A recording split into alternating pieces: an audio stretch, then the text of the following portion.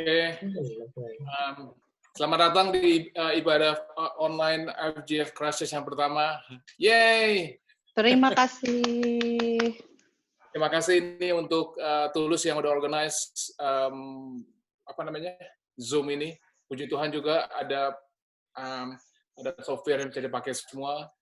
Mungkin cuma cek aja nih yang ada di sini, ada Evelyn, ada Henry, ada Koleo, ada Fanny, ada Gary, ada Ko Ervin, Mas Adi, Naida, Kak Yusti belum connect, ada Indra di bawah ya. Oke. Cuman sedikit rules saja nih kita. Jadi kalau kita nanti mulai, nanti kita mute selama kalau nggak ngomong. Lalu juga kalau nanti seandainya ada pertanyaan dari pembicara,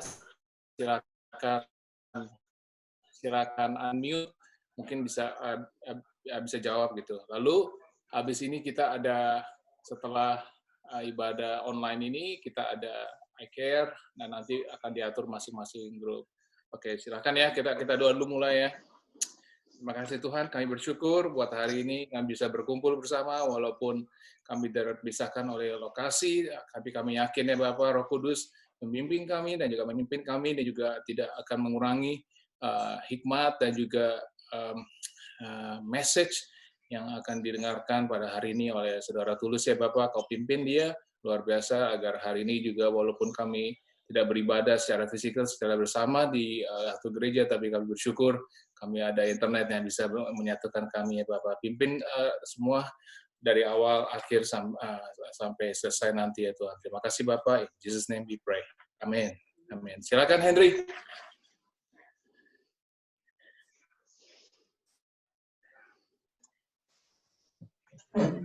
Aku dulu ya. Dengaran nggak?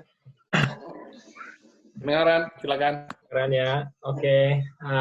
Sebelumnya aku mau ngucapin terima kasih udah dikasih kesempatan 5 minutes ini. Jadi aku mau sharing tentang janji Tuhan dalam hidup kami.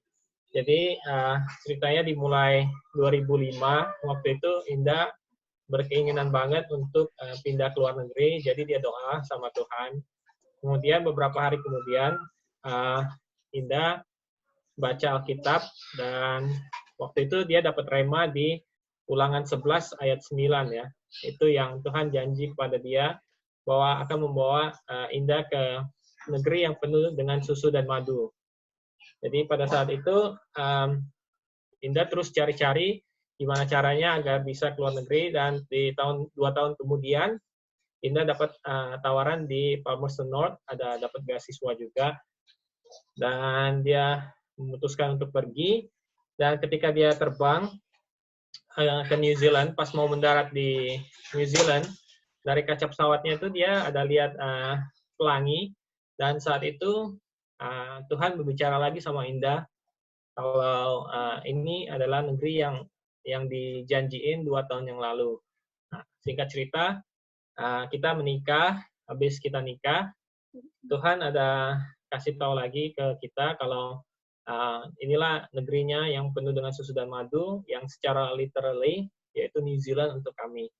Jadi kami berusaha juga untuk dapetin permanent resident, jadi Indah dan aku cari kerja, tapi pada saat itu Indah lagi hamil Joshua, jadi kayaknya agak lebih sulit, walaupun kelihatannya kalau Indah itu harusnya yang lebih chance-nya lebih gede karena dia kuliah di New Zealand. Sedangkan waktu itu aku masih sangat muda, 22 tahun, nggak ada pengalaman, fresh graduate dari Indonesia, bukan di New Zealand. Jadi kayaknya untuk aku peluangnya agak lebih kecil gitu.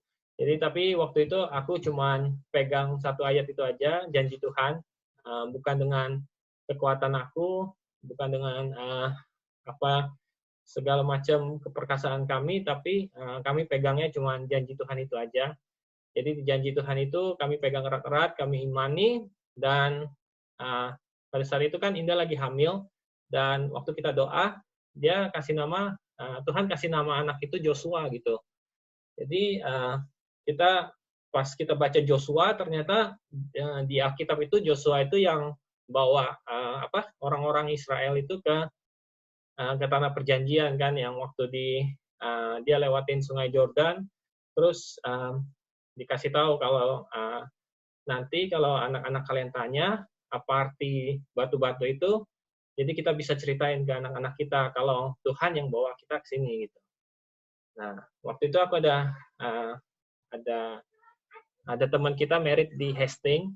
Ini penting juga. Jadi aku share.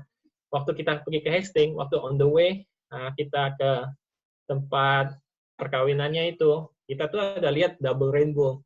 Dan double rainbow-nya itu di tengah jalan. Jadi benar-benar double rainbow-nya itu yang kita bisa lewatin. Jadi kita naik mobil, terus kita masuk ke, kita lewatin pelangi itu. Dan itu, pada saat itu, hati kami itu udah tahu, wah, ini udah jawabannya Tuhan gitu.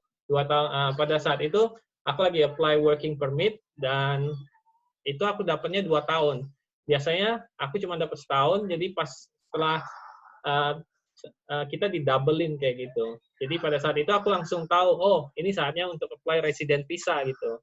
Jadi pas kami apply resident visa itu, Indah lagi hamil anak yang kedua. Jadi pas lagi hamil anak kedua, udah 8 bulan, sekitar 7 atau 8 bulan, Indah itu dapat mimpi lagi dari Tuhan. Ada satu tangan, tulis nama Eliana. Jadi Eliana itu artinya Tuhan menjawab doa kami. Dan puji Tuhan, 1 hari setelah Eliana lahir, itu kita dapat resident visa. Habis itu, terus 2 tahun kemudian kan setelah resident visa, kami apply permanent resident visa. Jadi 2 tahun kemudian Tuhan kasih kado, yaitu anak kita yang ketiga, Natania, yang artinya Tuhan, kado dari Tuhan. Jadi pada yang anak ketiga, pada hari yang sama, pada tanggal yang sama, 15 September 2015, itu Tuhan kasih kita kado juga untuk permanent resident visa. Jadi itu tanggalnya benar-benar tepat, benar-benar sama dengan kelahiran anak kami yang ketiga gitu. Jadi janji Tuhan itu memang benar-benar ya dan amin. Yang penting kita percaya sama Tuhan, kita pegang janjinya, dan segala sesuatu itu indah pada waktunya. Jadi dari saat Indah dapat janji itu dari tahun 2005 sampai 15 September 2015. Jadi waktunya itu hampir 10 tahun. Jadi juga dalam perjalanan itu memang nggak gampang, tapi kami yakin dan percaya kalau Tuhan itu akan menepati janjinya. Jadi itu aja guys. Bukan dengan kuat, dengan gagahku, tapi dengan rohnya Tuhan, kita pasti bisa. Jadi itu aja. Yang penting kita percaya sama Tuhan, percaya dengan janjinya, dan segala sesuatu itu indah pada waktunya. Oke, itu aja guys. Thank you. Amen. Puji Tuhan. Terima kasih Henry.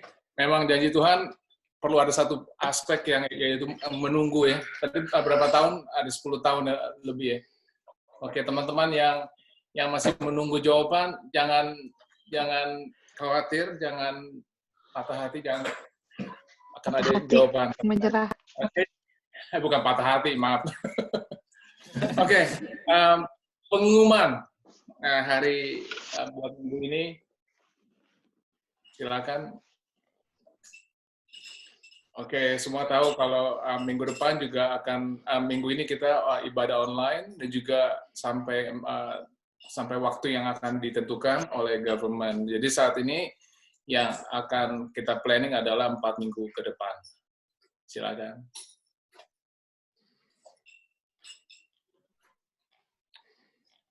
Ini cukup mengejutkan, jumlah offering 404 dan juga tithing-nya 2.500 lebih dan totalnya 2.900, luar biasa. Begitu, tepuk tangan teman-teman.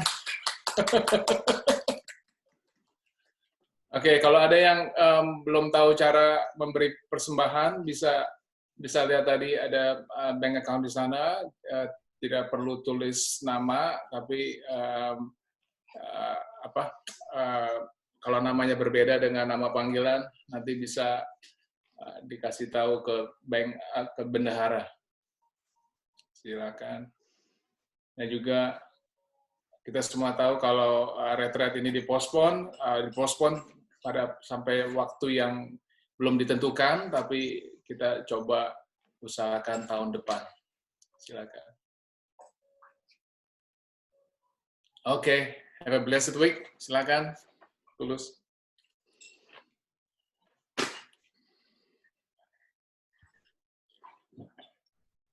Halo. Hai guys, apa kabar semuanya? Baik.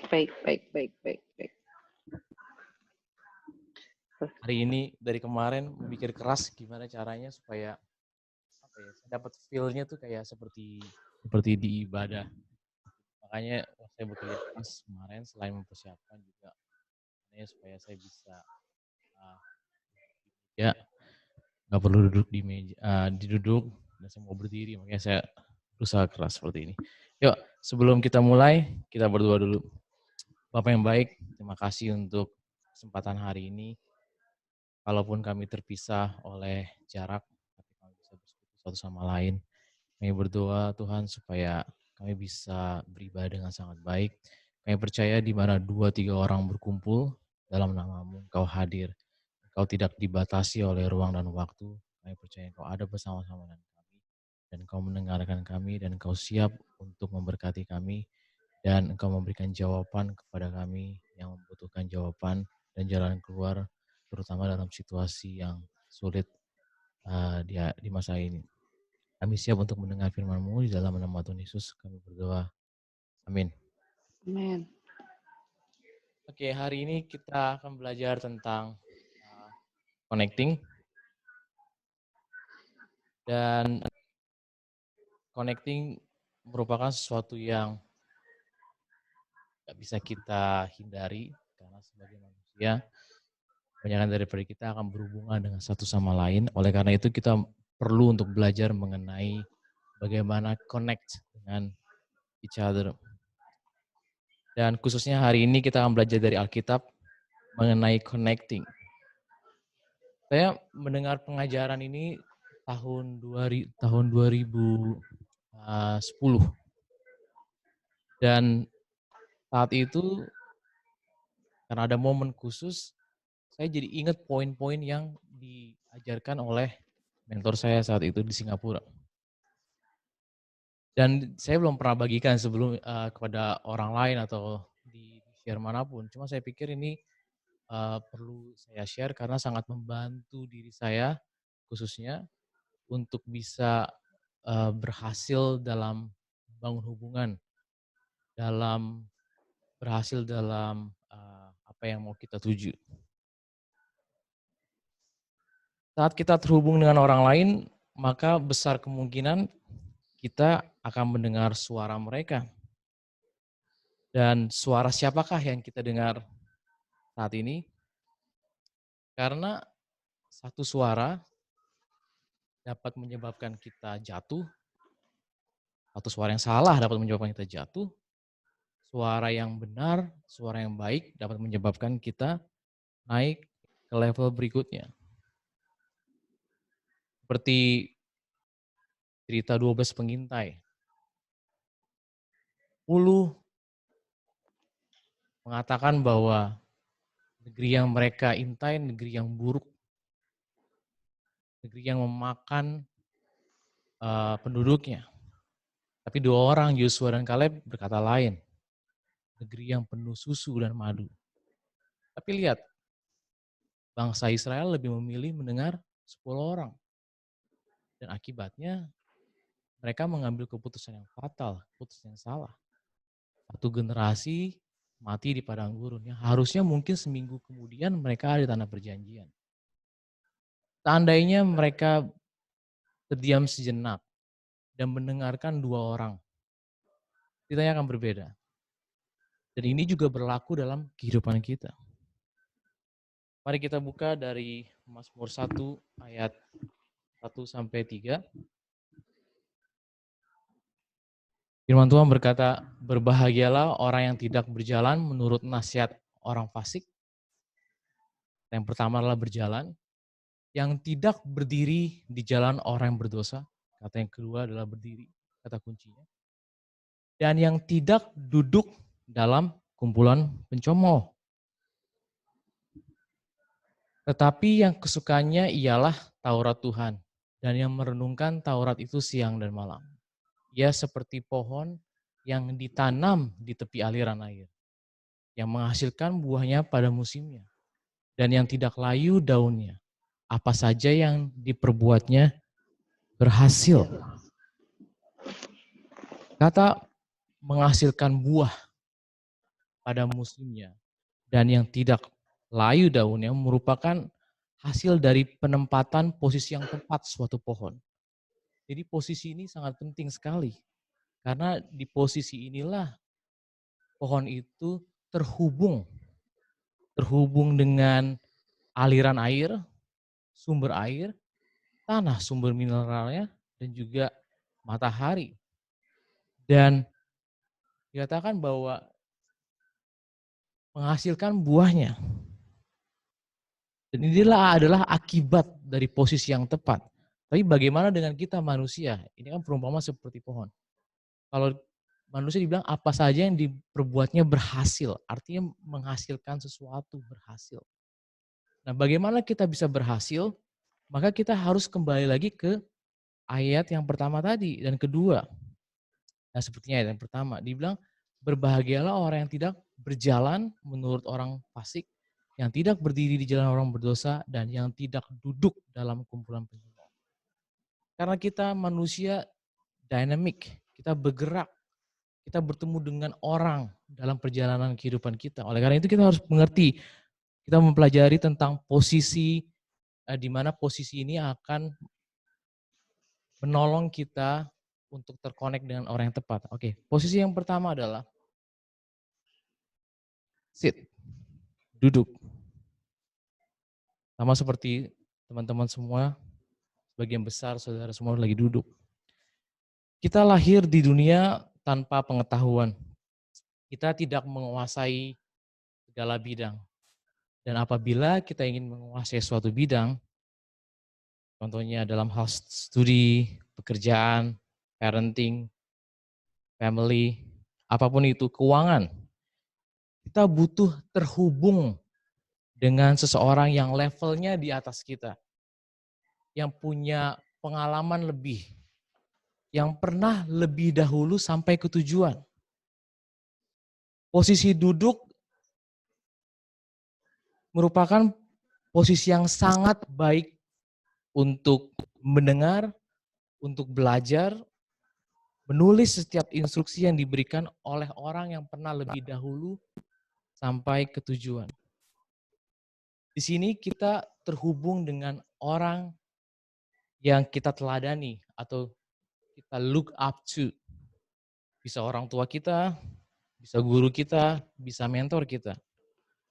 Kita terinspirasi dengan segala pencapaiannya, kita mendengar pendapatnya, kita mendengar arahannya, dan orang tersebut itu menginspirasi kita dengan keberhasilan dan segala pencapaiannya.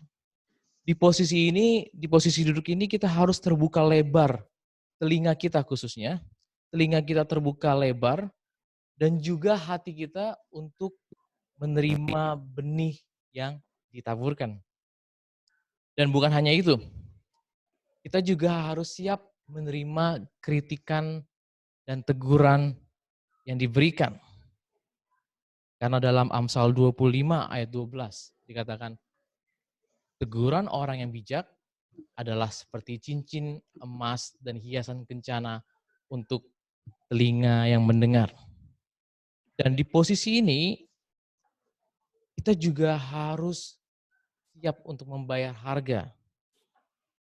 Kita harus tunjukkan kesiapan dan kesungguhan kita untuk belajar. Dulu waktu saya lulus kuliah, saya pengen sekali bertanya banyak hal kepada mentor saya. Tapi karena yang saya bilang mentor itu bukan berarti mungkin saudara nggak perlu berhubungan fisik secara dengan dia, nggak bisa punya akses langsung, nggak apa-apa. Tapi yang saya lakukan adalah saya membeli bukunya. Karena tujuan saya adalah saya pengen tahu cara berpikirnya, ya, metode apa yang dia lakukan, langkah-langkah apa yang dia lakukan, bahkan juga rahasia. Dan bukan hanya itu, saya juga pengen tahu kesalahan apa yang pernah ia lakukan. Sehingga saya bisa terhindar dari kesalahan yang ia lakukan dan saya juga bisa mendapatkan keuntungan dari langkah-langkah efektif yang ia temui selama di perjalanan.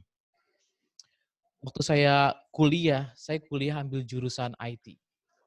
Saya nggak pernah megang komputer sama sekali dan saya bodoh dalam hal computer programming sama sekali karena saya mulai dari nol. Dan saya harus mengakui, saya harus menyadari bahwa memang saya kurang dalam bidang itu.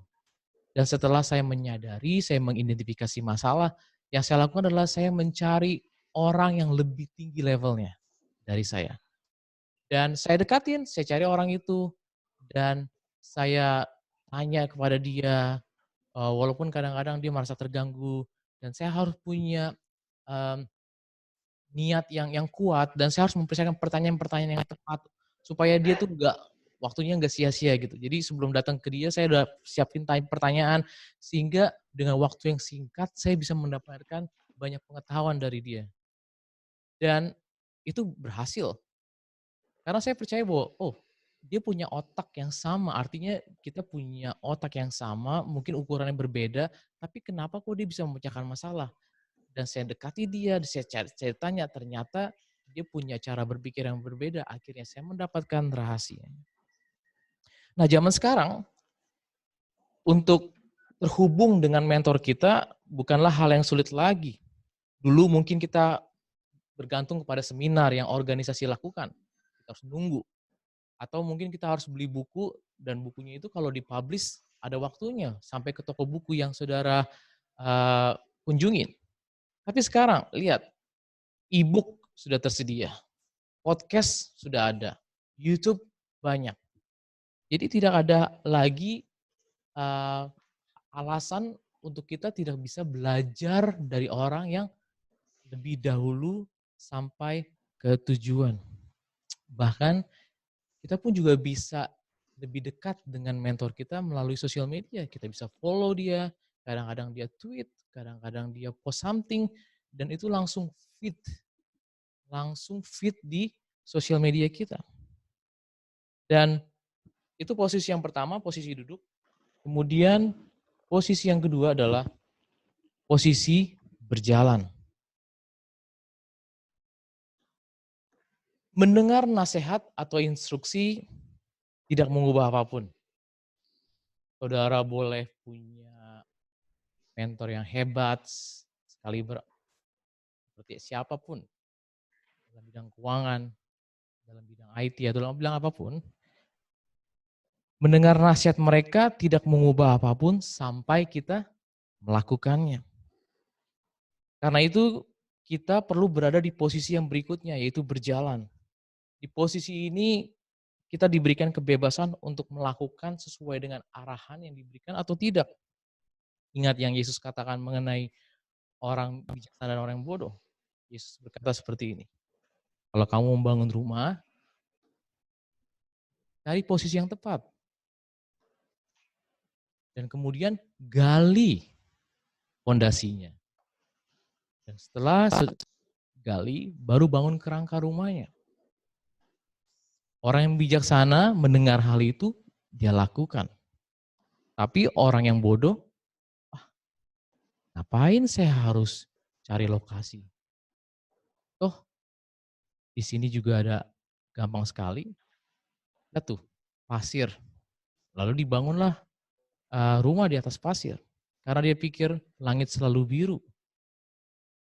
Kalau hujan juga nggak pernah disertai dengan angin kencang. Jadi buat apa? Itu yang membedakan orang yang bijaksana dan orang yang bodoh.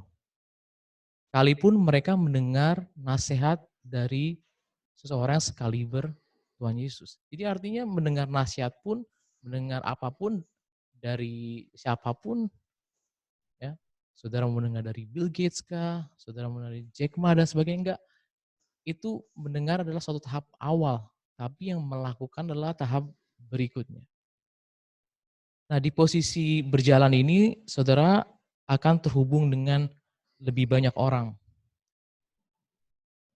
Bahkan, kalau saudara mungkin bisa perhatikan, di saat posisi berjalan inilah saudara bertemu dengan teman-teman yang saudara ngopi bareng, trekking bareng, pelayanan bareng, nonton bareng, dan kemungkinan juga saudara akan mendengarkan suara lebih banyak di posisi ini. Saudara bertemu dengan orang baru, saudara akan berkata ini dan itu, banyak suara. Dan kemampuan mengeliminasi di posisi ini sangatlah penting. Karena siapa yang berjalan dengan kita, kalau misalnya orangnya salah, kita akan terhindar dari berbagai macam masalah. Tapi kalau kita dikelilingi orang yang benar, maka orang-orang tersebut akan menolong kita sampai ke tujuan. Kata berjalan merupakan pergerakan dari titik satu ke titik yang lain. Berjalan berbicara mengenai proses ke titik akhir atau tujuan. Nah, arah tujuan ini ditentukan oleh direction atau instruksi atau nasihat yang kita terima dari saat kita dalam posisi duduk. Dalam perjalanan ada hal-hal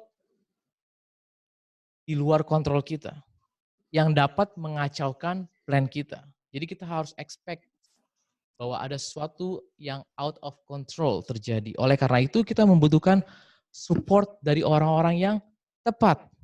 Kita butuh support system. Inilah yang menjadi dasar utama mengapa kita perlu join iCare. Karena dalam posisi berjalan, ada hal yang bisa terjadi di luar kendali kita. Berjalan berdua lebih baik daripada sendiri. Karena dalam Pengkhotbah 4 ayat 9 sampai 10, dalam English Pengkhotbah, saya ambil dari New King James Version. Two are better than one, because they have a good reward for their labor. For if they fall, one will lift up his companions. But woe to him who is alone when he falls, for he has no one to help him up. Dalam posisi situasi seperti sekarang ini, lockdown, kita bisa support teman-teman sekitar kita. Luangkan waktu saudara, ambil handphone, chat, tanya, ataupun telepon, situasi, tawarkan bantuan. Karena our little help might be a big miracle for others. Mungkin saudara yang bisa bisikan atau bisa support dengan makanan, walaupun nggak ketemu secara langsung, why not? It might be a big miracle for others. Dan dalam perjalanan ini, dalam posisi berjalan, kita perlu menjadi seorang teman yang menolong orang lain. Dalam Lukas 5 ayat 17-26, kita akan membaca tentang suatu cerita di mana teman-teman sekitar kita bisa mengantarkan kita ke tujuan kita. Kita baca di Lukas 5 ayat 17-26. Pada suatu hari ketika Yesus mengajar, ada beberapa orang Farisi dan ahli Taurat duduk mendengarkannya. Mereka datang dari semua desa di Galilea dan Yudea dan dari Yerusalem. Kuasa Tuhan menyertai dia sehingga ia dapat menyembuhkan orang sakit. Lalu datanglah beberapa orang, artinya lebih dari satu. Mengusung seorang lumpuh. Ya, ada satu orang lumpuh yang diusung oleh beberapa orang temannya di atas tempat tidur. Mereka, teman-temannya orang lumpuh itu, berusaha membawa dia masuk dan meletakkan orang lumpuh itu di hadapan Yesus. Karena mereka, teman-temannya tidak dapat membawanya masuk berhubung banyaknya orang di situ, naiklah mereka ke atap rumah, lalu membongkar atap itu, saya percaya akan dibalikin lagi. Dan menurunkan orang itu dengan tempat tidurnya ke tengah-tengah orang banyak, tepat di depan Yesus. Ketika Yesus melihat iman siapa? Iman orang lumpuh atau teman-temannya?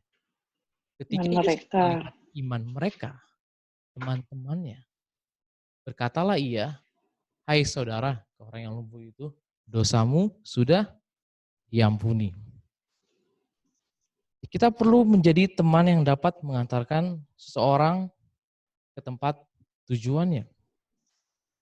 Selama perjalanan, kita juga perlu tahu kemana kita pergi.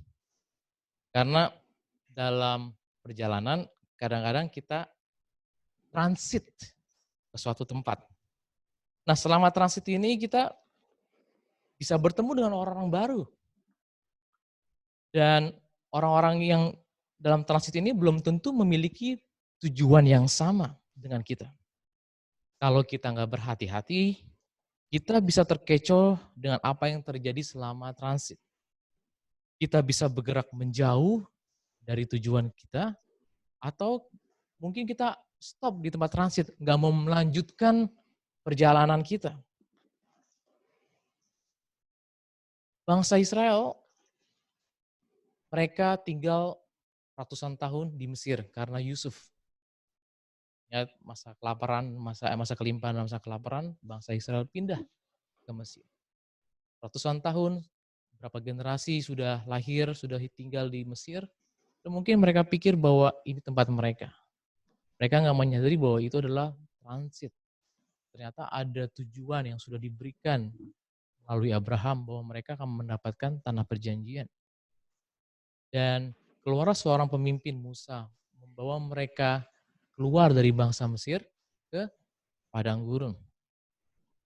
Di padang gurun pun mereka sudah bertenda, kalau saudara udah menetap, mereka sudah memulai ritual keagamaan mereka udah melakukan banyak hal. Dan sampai satu titik mereka sebenarnya harus melanjutkan perjalanan mereka. Makanya ada cerita yang tadi, kirimkan 12 orang pengintai.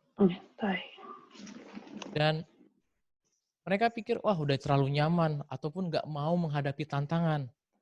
Karena mendengar bahwa di tempat tujuan itu ternyata kok lebih buruk ya. Padahal enggak. Karena kalau kita baca di Alkitab ada cerita lain tentang perempuan sundal yang melindungi 2 orang pengintai di zaman Yosua.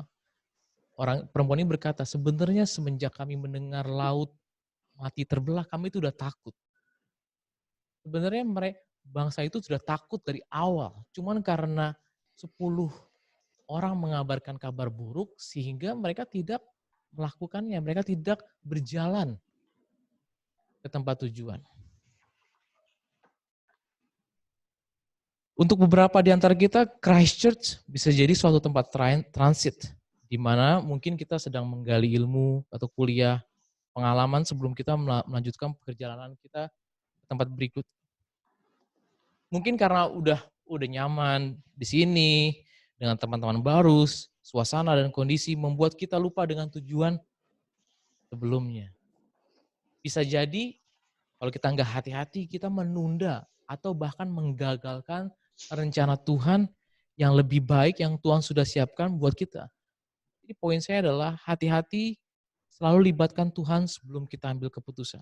Kita harus tahu kemana kita akan pergi.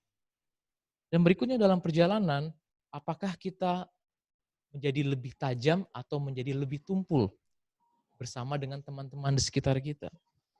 Apakah teman-teman kita di sekitar kita membuat kita lebih tajam atau lebih efektif, atau mereka malah membuat kita lebih tumpul? Karena tidak ada kata terlambat untuk keluar kalau saudara berada di lingkungan orang yang salah. Dalam Amsal 27 ayat 17, besi menajamkan besi, orang menajamkan sesamanya. Apakah teman-teman saudara di sekitar saudara membuat saudara lebih tajam, lebih efektif, atau malah membuat saudara lebih tumpul? Karena semakin tumpul, diperlukan semakin besar energi untuk memotong. Dan kalau kita menjadi tumpul, maka semakin besar resources atau energi yang akan kita keluarkan untuk memecahkan masalah yang kita hadapi. Tadi posisi berjalan. Sekarang posisi yang ketiga adalah posisi berdiri. Posisi yang sedang saya lakukan saat ini. Posisi berdiri berbicara mengenai posisi menolong, menjadi teladan, dan membantu orang lain untuk berhasil dan menolong orang lain untuk menemukan potensi dalam kehidupan mereka. Tidak banyak yang mau orang untuk mengambil posisi ini. Walaupun Alkitab berkata kalau kamu ingin berhasil, kita harus menguasai 3 posisi itu. Posisi duduk, posisi berjalan, dan posisi berdiri. Banyak yang nggak mau mengambil posisi ini, kebanyakan yang saya dengar karena saya belum siap, saya belum sempurna, saya masih banyak kelemahan. Loh, saya juga, saya masih banyak kelemahan. Teman-teman juga tahu, saya punya kelemahan. Tapi apakah itu menghalangi saya untuk mengambil posisi untuk berdiri? Kenapa posisi ini sangat penting? Pertama, karena ada orang-orang di sekitar saudara yang membutuhkan saudara. Mereka ingin tahu bagaimana caranya saudara mendapatkan pencapaian-pencapaian. Bagaimana kok saudara bisa sampai ke tempat tujuan. Mereka yang belum sampai ke tempat tujuan, mereka pengen tahu bagaimana caranya. Di posisi ini kita punya kesempatan untuk membagikan benih yang terbaik yang kita punya. Benih sebaik apapun, semahal apapun, benih itu selagi masih ada di tangan kita, tidak menjadi dampak apapun, tidak berarti banyak. Sampai benih itu ditebarkan atau ditaburkan ke tanah yang membutuhkan. Maka dari benih tersebut akan tumbuh pohon yang berbuah, dan dari buah yang dihasilkan, menghasilkan benih-benih lagi yang berkali lipat. Dan kalau saudara perhatikan, benih ini akan multiplikasi dan mempengaruhi banyak orang lain. Seperti saat ini, coronavirus bekerja seperti duplikasi 1, 2, 4, dan sekian ya. Tapi kalau pohon menghasilkan buah, dan buah itu ada banyak lagi benih di dalam buah itu. Ini penting sekali kita berani untuk mengambil posisi ini. Di posisi inilah saya pribadi gitu belajar mengenai integritas, mengenai tanggung jawab, menjaga gerak-gerik, karena banyak orang yang memperhatikan. Walaupun orang nggak ngomong, tapi mata mereka melihat apa yang kita lakukan, apa yang kita ucapkan. Dan di posisi inilah kita mengambil komitmen untuk selalu menjadi teladan. Bukan berarti kita terkunci, nggak menjadi diri sendiri, nggak. Tapi saya bersyukur dengan posisi ini, setiap langkah saya mikirin, setiap saya ngomong, saya akan mikir. Karena saya sudah terekspos. Saya memberanikan diri, memberikan komitmen untuk mengekspos diri saya ke orang lain. Dan itu menjadi boundaries. Saya bersyukur itu malah menjadi boundaries menjaga. Dan saya berharap bahwa teman-teman juga mau ambil posisi ini. Walaupun mungkin teman-teman ada yang menjadi orang tua, secara nggak langsung berada di posisi berdiri. Tapi coba challenge yourself. Kalau saudara ditunjuk menjadi ketua departemen, ya, lakukan tanggung jawabnya dengan sebaik mungkin. Kalau saudara ditunjuk menjadi care leader atau di-encourage, do it. Karena itu akan menolong kita untuk bisa berhasil. Dan saudara, setelah kita berani mengambil posisi ini, percayalah Tuhan akan menolong dan Tuhan akan membukakan sesuatu hal yang baru yang belum pernah kita alami atau lihat di posisi yang sebelumnya. Di posisi berdiri, kita di posisi yang lebih tinggi, bisa melihat lebih jelas dari posisi yang lain. Kita diberikan platform yang lebih tinggi, kita diberikan panggung yang lebih tinggi. Bukan untuk kita show off, bukan. Tapi karena ada satu benih yang perlu ditaburkan oleh saudara. Oke, sebagai penutup,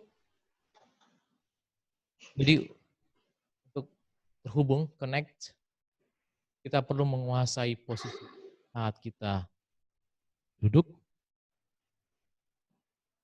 Posisi ini adalah posisi yang penting untuk kita belajar, kita terkonek, terhubung dengan mentor kita. Selain Yesus, mentor kita bisa menemukan mentor-mentor yang lain di sekeliling kita. Dan kita juga harus menguasai saat posisi berjalan. Karena dalam berjalan ini kita akan bertemu dengan orang-orang lain. Suara noises lebih banyak di sini. Ada banyak-banyak orang akan mempengaruhi saudara. Lakukan A, lakukan B, lakukan C, lakukan D, lakukan E. Tak terbatas. Karena itu kemampuan kita untuk mengeliminasi siapa yang ada di sekitar kita sangat penting. Bukan berarti kita nggak mau bergaul dengan orang lain, tapi kita tahu persis siapa yang menjadi di lingkaran pertama kita. Dan berikutnya saya challenge teman-teman semua untuk mengambil posisi stand, berdiri. Karena di posisi inilah kita memberikan pengaruh kepada orang yang duduk. Dan orang yang duduk ini akan melanjutkan perjalanan dan akan melakukan cycle-nya lagi.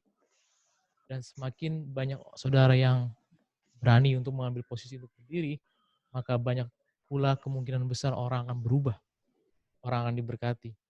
Dan di posisi berdiri ini juga kita akan diuntungkan. Karena kita akan belajar mengenai namanya integritas.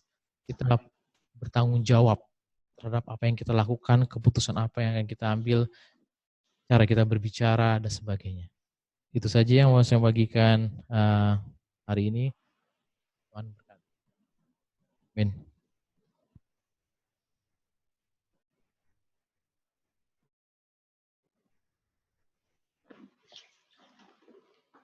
Terima kasih Tulus buat sharing firman-Nya. Saya yakin semua pada diberkati dan juga dari 3 poin ini tentang duduk, berdiri, dan berjalan penting buat kita bukan cuma hanya mendengar tapi juga ngelakuinnya.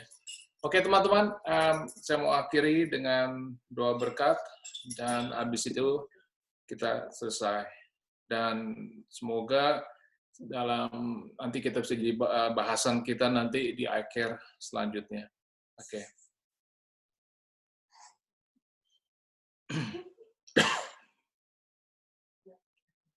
Oke, mari kita pray.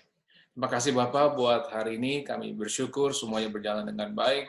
Tidak ada hiccups atau apapun ya Bapak. Kami percaya Bapak firman-firman-Mu yang ditabur pada hari ini, benih-benih yang ditabur pada hari ini akan menjadi rema dalam hidup kami dan juga kami bisa bertumbuh dan kami bisa berbuah dan dari buah ini juga akan ada benih-benih yang baru yang bisa di-sharekan dan ditabur di ladang-ladang yang baru Bapak. Kami percaya Bapak hidup kami, kalau kami selalu setia dan taat pada firman yang telah Kau tetapkan, maka hidup kami juga akan menjadi hidup yang berarti, menjadi hidup yang menuju tanah-tanah perjanjian yang baru ya Bapak, di mana kami bisa menjadi bertumbuh dan juga jadi berkat buat orang lain. Terima kasih Bapak, sidang jemaat keluarga Allah. Jika Engkau mendengarkan suara Tuhan Allah-Mu yang disampaikan pada hari ini, maka Tuhan Allah-Mu akan mengangkat Engkau di atas segala bangsa di bumi. Diberkatilah Engkau pada waktu masuk dan diberkatilah Engkau pada waktu keluar. Tuhan akan membiarkan musuh-Mu yang maju berperang melawan Engkau, terpukul kalah oleh-Mu, bersatu jalan mereka akan menyerang Engkau, tetapi bertujuh jalan mereka akan lari dari hadapan-Mu. Tuhan akan memerintahkan berkat ke atas-Mu, baik di dalam lumbung-Mu, dalam segala usaha-Mu, dan dalam studi-Mu.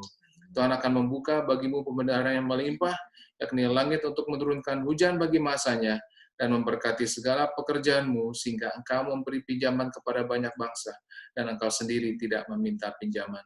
Tuhan akan mengangkat Engkau menjadi kepala dan bukan menjadi ekor, dan Engkau akan tetap naik dan bukan turun. Diberkatilah keluarga-Mu, serta hubungan-Mu dengan mereka. Rumah-Mu selalu dipenuhi dengan sukacita, kekudusan, iman, pengharapan, dan kasih. Kuasa Roh Kudus menyertai Engkau selama-lamanya. In Jesus' name we pray. Amen. Amen. Amen. Bye. Selesai. Silakan Bro. Ini nggak ada yang mau. Amin.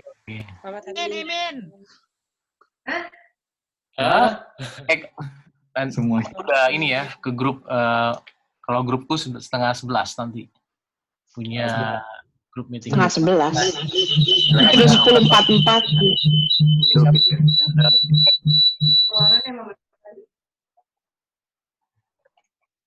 Ya. Wih, ternyata cepat juga ya. Tadi aku berapa lama ya? Sebentar kayaknya. Oke sih. Berapa lama ya? 30. Setengah jam ada, setengah jam 35 menit lah. Tadi mulainya 10 kayaknya. 10.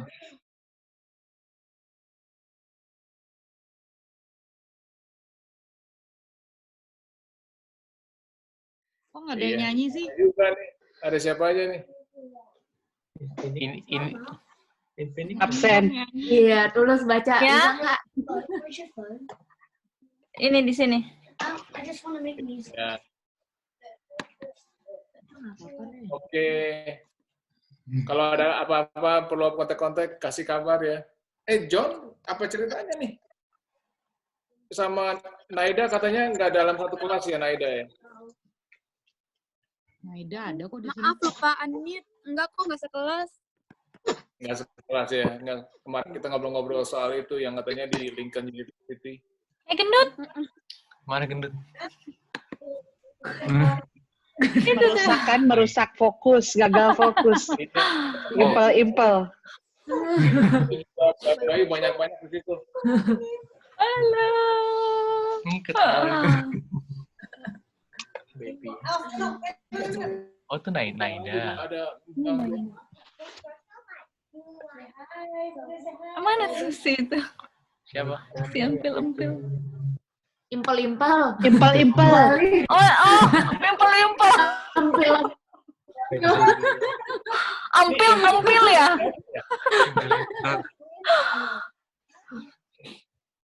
Pil maksudnya. Halo. Ini siapa ya? Jadi ini speaker view ya. Olivia ya nih. Sini. Kalista. Ya Om Adi mana aja makanya tuh sampai lupa sama Olivia. Bukan. Si Jesko juga. Ya ampun. Kalista mana Kalista? Kalista. Di absen, bayi-bayi. Bayi absen dulu. Ini mana bayinya? Ini mana bayinya? Itu kalian mana bayinya? Sebulan. Bayi semua. Setelah lockdown 4 minggu. Nah, itu dia. Negatif corona, positif apa? Ini Henry udah berapa minggu? Aduh, yang bener dong. Pak. Kenapa? Ini udah berapa minggu? Mas Adi ngomong juga. Ganti-gantian ngomong. Net lagi. Oh, Aduh, Net. Gimana? Videonya mana, Net? Mana sih? Kok nggak di Siapa ya? Net ini siapa sih? Fidelian di kelas Fidel. Oh, Fidel. Ini itu siapa ya? di kelas. Ya, katanya. Mana video? Coba Tahu. buka dulu topengnya. Dulu topeng. Bagaimana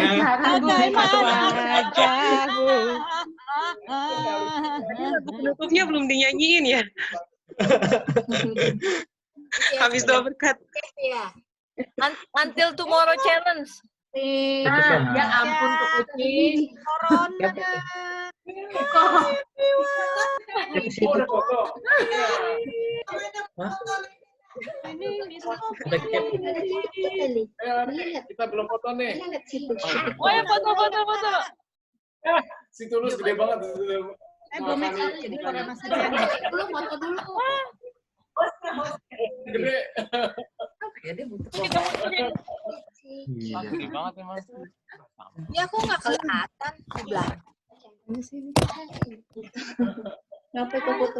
Beliau dia punya lensanya ini ya berkabut. Mana coba? Iya, berkabut ya. Kedinginan. Oh, Mas Jadi Adi. gila. Beliau memang sengaja gitu, biar artistik katanya. Aku nih berkabut. Tetap cantik, Cilinda. Ya udah deh.